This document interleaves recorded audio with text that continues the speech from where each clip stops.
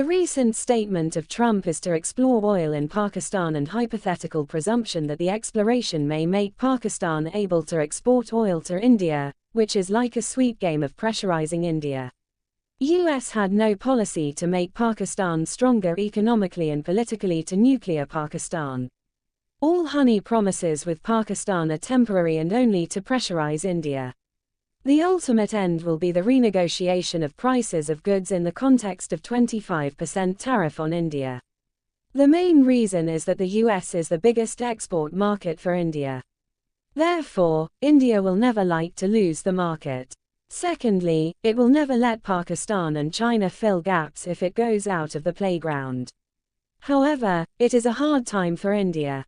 It is also a hard time for the US, not due to India but for Chin's giant economic growth and Russian success in the Ukraine war.